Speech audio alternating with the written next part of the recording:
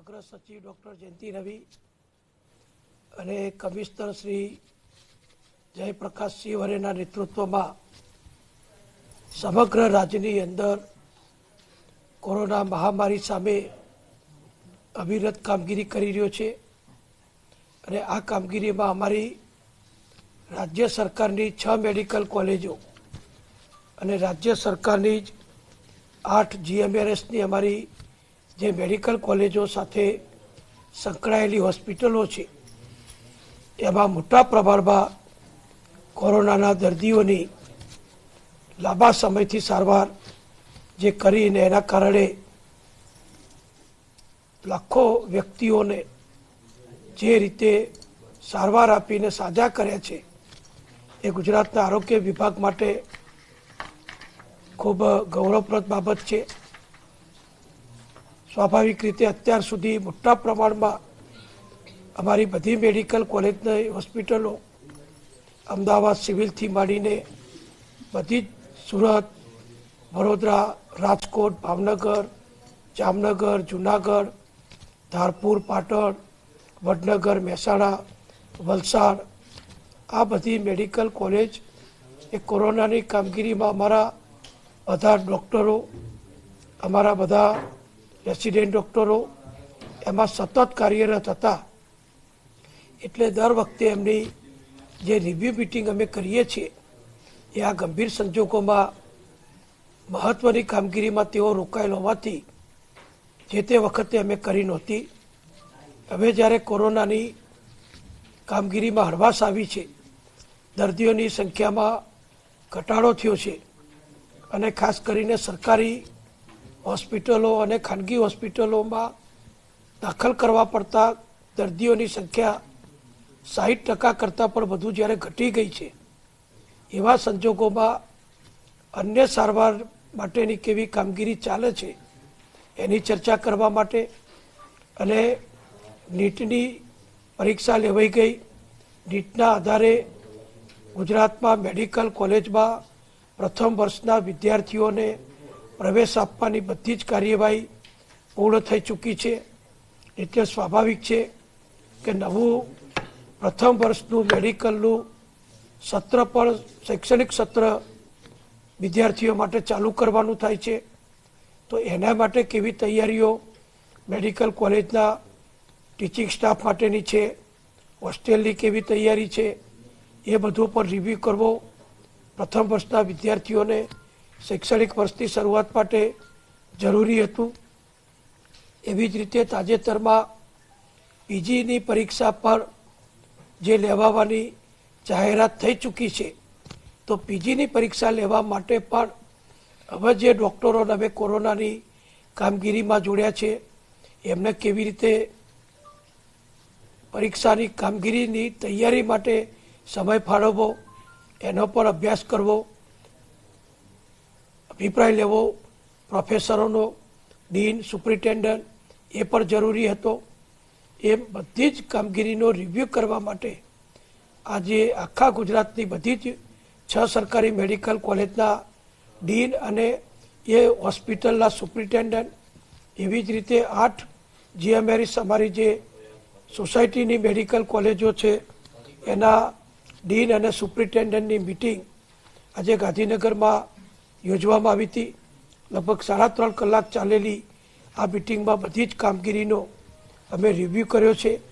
બધેથી જ જે રિપોર્ટ મળે છે એ પ્રમાણે કોરોનાની કામગીરીમાં અમારા ડૉક્ટરોએ, અમારા રેસિડેન્ટ ડૉક્ટરોએ, અમારા અન્ય ડૉક્ટરો, પેરામેડિકલ સ્ટાફ બધાએ ખૂબ સંતોષકારક કામગીરી કરી છે। એ બધાને મેં આરોગ્ય મંત્રી તરીકે અભિનંદન આપ્યા। સાથે સાથે નવી જે મેડિકલ કોલેજો ભારત સરકારના સહયોગથી મંજૂર થઈ છે એમાં પ્રથમ વર્ષનું એડમિશન પણ આપણે ચાલુ કર્યું છે। તો ત્યાં પણ શિક્ષકો એટલે કે પ્રોફેસરો, ટીચિંગ સ્ટાફ, અન્ય વ્યવસ્થાઓ ગોઠવાઈ ગઈ છે કે કેમ એનો પણ બધો રિવ્યૂ કર્યો।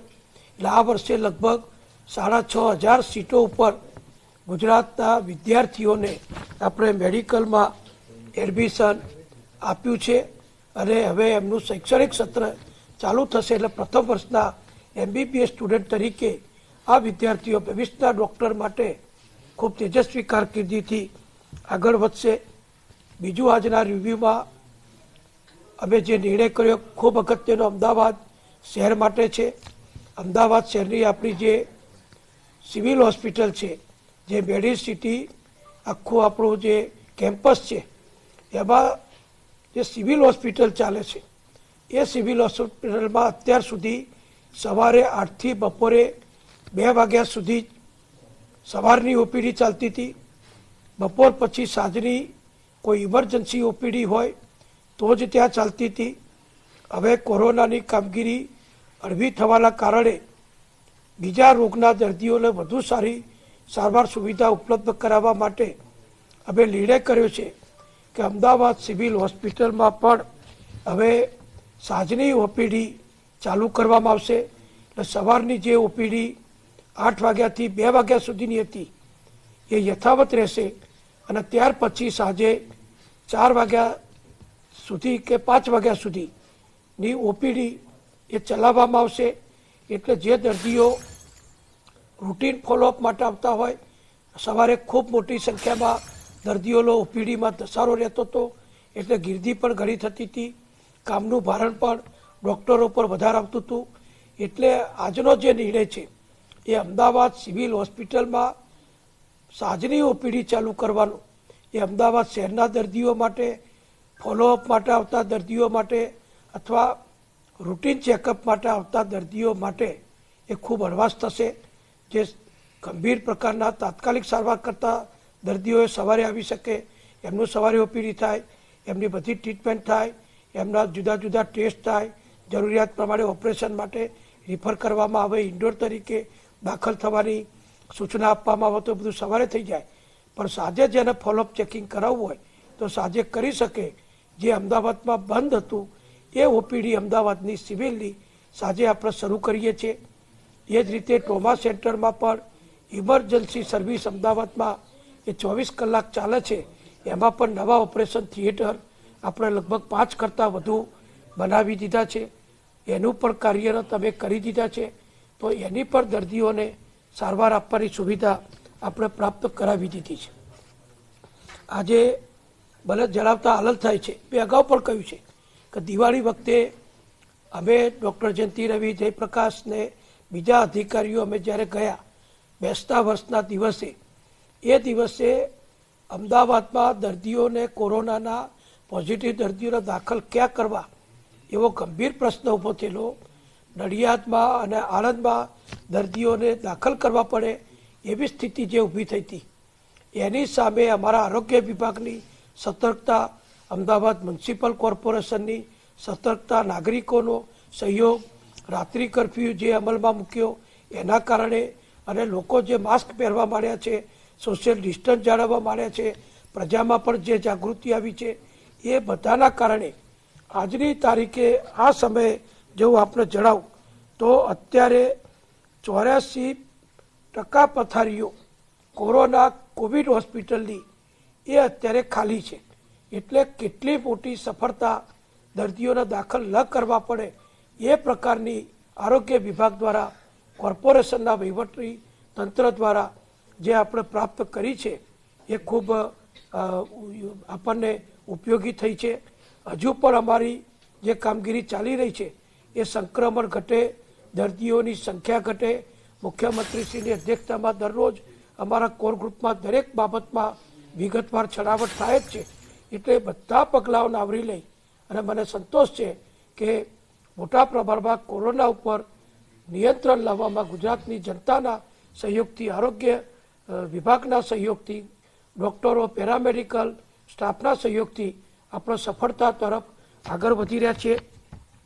આપણને સોલા સિવિલ હોસ્પિટલમાં જે વેક્સિન માટે ટ્રાયલ સેન્ટર ભારત સરકારની ભારત બાયોટેક તરફથી જે આપવામાં આવ્યું છે, એમાં પણ અત્યાર સુધી જે ટેસ્ટ થયા છે એ વેક્સિનના જે ટ્રાયલ થયા છે એમાં સદનસીબે એક પણ દર્દીને કોઈ પણ પ્રકારનું કોઈ રિએક્શન આવી હોય, કોઈ બીજી ફરિયાદ હોય એવો એક પણ કિસ્સો આજ સુધી આપણને ધ્યાન ઉપર નથી આવ્યો. એટલે જેમ જેમ સમય જશે એમાં દર્દીઓને બીજો ટ્રાયલ ડોઝ આપવામાં આવશે, અને બીજા ટ્રાયલ ડોઝ પછી દર્દીઓ 14 દિવસ પછી જ્યારે રસીની વેક્સિનની અસર પૂર્ણ રીતે મેળવી શકશે એ પછી પણ એમનું પરીક્ષણ કરવામાં આવશે અને ત્યાર પછી આખરી ખબર પડે એ વેક્સિન ઇન્સ્ટિટ્યૂટને, ભારત સરકારને કે આ વેક્સિન કેટલી સફળતાપૂર્વક આગળ વધી રહી છે. એટલે આપણે એમાં ગુજરાતના જે સેન્ટર આપ્યું છે સોલા સિવિલને, એમાં સારી રીતે અત્યારે કામગીરી કરી રહ્યા છીએ. બીજો એક અગત્યનો નિર્ણય હવે આજે આ મિટિંગમાં લીધો છે કે રાજ્યના ઘણા નામાંકિત સ્પેશિયાલિસ્ટ ડૉક્ટરો જેમની ખાનગી પ્રેક્ટિસ, એમના ક્લિનિક, એમના હોસ્પિટલ, નર્સિંગ હોમ એ ખૂબ સારા પ્રમાણમાં ચાલે છે. ખૂબ પ્રખ્યાત નિષ્ણાત ડૉક્ટરો છે, નામાંકિત ડૉક્ટરો છે. દેશમાંથી પરદેશમાંથી પણ એમના ત્યાં સારવાર મેળવવા અનેક દર્દીઓ આવે છે. આવા દર્દીઓની સારવાર સેવા, એમની જે ઉચ્ચ પ્રકારની આવડત છે એનો લાભ સરકારી હોસ્પિટલમાં એટલે કે સિવિલ હોસ્પિટલોમાં આવતા ગરીબ મધ્યમ વર્ગના દર્દીઓને પણ પ્રાપ્ત થાય એ માટે અમે આરોગ્ય વિભાગે નિર્ણય કર્યો છે કે જે તે શહેરની અંદર એટલે કે દાખલા કે અમદાવાદ છે તો અમદાવાદના, વડોદરા, સુરત, રાજકોટ, ભાવનગર, જામનગર હોય તો ત્યાંના ડૉક્ટરો અથવા બીજા કોઈ જિલ્લા કક્ષાના મોટા નિષ્ણાત ડૉક્ટરો હોય તો એમની ઓનરરી સેવા એટલે કે માનદ સેવાનો હોસ્પિટલ માટે લાભ લેવાનું પણ આયોજન અમે નક્કી કર્યું છે. એટલે અમદાવાદ પૂરતો દાખલો આપું તો અમદાવાદના નિષ્ણાત, હૃદય રોગ નિષ્ણાત હોય, બાળ રોગ નિષ્ણાત હોય, કોઈ યુરોસર્જન હોય, કોઈ બીજા કોઈ પ્રકારની સર્જરી કે બીજા પ્રકારની કોઈ સેવામાં નિષ્ણાત હોય તો એમની સેવાઓનો લાભ સરકારી હોસ્પિટલમાં માનદ સેવાના રૂપમાં લેવાનો પણ અમે નિર્ણય કર્યો છે. આવા ડૉક્ટરોને અમે આમંત્રણ આપશું અને એ ઉત્સાહપૂર્વક આવી સરકારી હોસ્પિટલમાં દર્દીઓની વિનામૂલ્યે સેવા કરશે. એમની દવા વગેરેનો જે ખર્ચો થશે એ રાજ્ય સરકાર કરશે. એટલે પ્રતિષ્ઠિત ડૉક્ટરોનો સેવાનો લાભ સરકારી હોસ્પિટલમાં આવતા દર્દીઓને પણ પ્રાપ્ત થશે. એ ગુજરાતમાં એક નવી શરૂઆત અમે આરોગ્ય વિભાગ તરફથી ટૂંક સમયમાં કરવાનો નિર્ણય જે કર્યો છે એનો લાભ પણ ગરીબ દર્દીઓને મળશે. મારા જે બીજા આનંદના સમાચાર ગુજરાતની જનતાને આપવા છે, ગુજરાતના વિદ્યાર્થીઓને, મેડિકલ સ્ટુડન્ટને આપવા છે કે આપણે ગુજરાત સરકાર તરફથી મોરબીમાં ભારત સરકારના સહયોગથી હોસ્પિટલ ચાલુ થાય, મેડિકલ કોલેજ ચાલુ થાય એ માટે પરવાનગી માગી હતી. ભારત સરકારના માનનીય આરોગ્ય મંત્રી શ્રી હર્ષવર્ધનજીને પણ મેં ફોન ઉપર વિનંતી કરી હતી, પત્ર લખીને પણ વિનંતી કરી હતી કે મોરબી અમારું ઔદ્યોગિક મથક છે, એક અગત્યનું સૌરાષ્ટ્રનું શહેર છે, કચ્છની નજીક આવેલું એક અગત્યનું મોટું શહેર છે. ત્યાં જો મેડિકલ કોલેજ ભારત સરકાર મંજૂર કરે તો ગુજરાત સરકાર અને ભારત સરકાર જે બંને સાથે મળી અને ગ્રાન્ટ આપવાની જે પેટર્ન છે એ પેટર્ન પ્રમાણે મેડિકલ કોલેજ અમે શરૂ કરવા માટે તૈયાર છીએ, સંમત છીએ.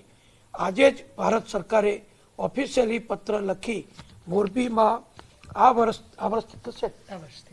વર્ષથી જ નવી 100 મેડિકલ સીટ સાથેની કોલેજની મંજૂરી આપી છે. એટલે ગુજરાતમાં મેડિકલ કોલેજની સંખ્યામાં આજે વધારો થયો છે. મોરબીના નાગરિકોને, મોરબીના આગેવાનો, કાર્યકરોને હું અભિનંદન આપું છું. મુખ્યમંત્રી શ્રી સહિત અમારા બધા સન્માનીય વ્યક્તિઓને બધાને અભિનંદન આપું છું. માનનીય વડાપ્રધાન શ્રી નરેન્દ્રભાઈ, માનનીય ગૃહમંત્રી શ્રી અમિતભાઈ અને માનનીય ડૉક્ટર હર્ષવર્ધનજીનો પણ આભાર માનું છું કે ભારત સરકારે મોરબી માટે નવી મેડિકલ કોલેજની જે મંજૂરી આપી છે એટલે ગુજરાતમાં એક નવી મેડિકલ કોલેજ આપણને પ્રાપ્ત થઈ છે. આ વર્ષથી જ વધુ 100 વિદ્યાર્થીઓને ત્યાં પ્રવેશ આપી મેડિકલ શૈક્ષણિક કામગીરીનો પ્રારંભ કરવામાં આવશે. ત્યાં હોસ્પિટલ તો સારી છે જ અને ભવિષ્યમાં નવી હોસ્પિટલ પણ આપણે ઊભી કરીશું. એટલે ગુજરાતમાં મેડિકલ કોલેજ વધારવા માટે માનનીય વડાપ્રધાન નરેન્દ્રભાઈ જ્યારે ગુજરાતના મુખ્યમંત્રી હતા ત્યારે જે એમણે મોટી કામગીરી ઉપાડી હતી એ આપણે સફળતાપૂર્વક હવે વડાપ્રધાન નરેન્દ્રભાઈનો સહયોગ મેળવી આગળ વધારી રહ્યા છીએ એનો અમને આનંદ છે. એઇમ્સ માટે પણ જે જરૂરી જમીન છે એ ગુજરાત સરકાર દ્વારા મહેસૂલ વિભાગ દ્વારા પૂરેપૂરી ફાળવી આપવામાં આવી છે. એઇમ્સમાં જે રસ્તાઓ બનાવવાના થાય એ પણ એમની માગણી પ્રમાણે બનાવવાની કામગીરી અમારા માર્ગ મકાન વિભાગે મંજૂર કરી દીધી છે. એટલે મને વિશ્વાસ છે કે ટૂંક સમયમાં માનનીય વડાપ્રધાન નરેન્દ્રભાઈ મોદી, જેમણે ગુજરાતની આઝાદી પછી પહેલામાં પહેલી એઇમ્સ ગુજરાતને જો મળી હોય તો વડાપ્રધાન તરીકે નરેન્દ્રભાઈ આવ્યા પછી મળી છે. એ એઇમ્સનું શિલાન્યાસ ખાતમુહૂર્ત પણ ટૂંક સમયમાં માનનીય વડાપ્રધાનશ્રીના વરદ હસ્તે થાય એવું આરોગ્ય મંત્રી તરીકે પણ હું તેઓશ્રીને આમંત્રણ આપું છું. એટલે એઇમ્સની પણ શુભ શરૂઆત ટૂંક સમયમાં બાંધકામની આપણે કરીશું. તો ત્યાં પણ મેડિકલ કોલેજ પણ થવાની છે, અદ્યતન સ્પેશિયાલિટી સુપર સ્પેશિયાલિટી વાળી હોસ્પિટલ પણ થવાની છે અને રિસર્ચ સેન્ટર પણ થવાનું છે. એટલે ગુજરાતમાં જે આઝાદી પછી જેને અગાઉની સરકારોએ આપણને બાકાત રાખ્યા હતા એ એઇમ્સ માનનીય નરેન્દ્રભાઈએ જે આપી છે એ વડાપ્રધાનશ્રીના વરદ હસ્તે ટૂંક સમયમાં આપણે ખાતમુહૂર્ત કરીએ એવી તમામ પ્રકારની જોગવાઈ મુખ્યમંત્રીશ્રીના ખૂબ માર્ગદર્શનથી રાજકોટમાં આપણે કરી શક્યા છીએ અને ટૂંક સમયમાં એઇમ્સનું પણ કામ ચાલુ થશે. મોરબી મેડિકલ કોલેજ તો આ વર્ષથી જ કાર્યરત થઈ જશે. એટલે બધી જ રીતનો આરોગ્ય ક્ષેત્રે આપણને ખૂબ મોટો ફાયદો ભારત સરકાર દ્વારા પણ થયો છે. એ બદલ હું ભારત સરકારનો માનનીય વડાપ્રધાનશ્રીનો ખૂબ ખૂબ આભાર માનું છું.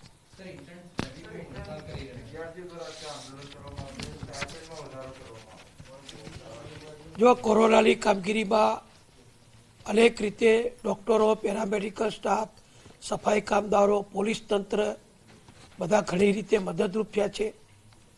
MBBSમાં અભ્યાસ કરતા છેલ્લા વર્ષના ફાઇનલ યરના વિદ્યાર્થીઓનો પણ જરૂરિયાત હતી, તાકીદ હતી, એટલે આપણે એમની સેવાઓનો પણ ઉપયોગ કર્યો છે.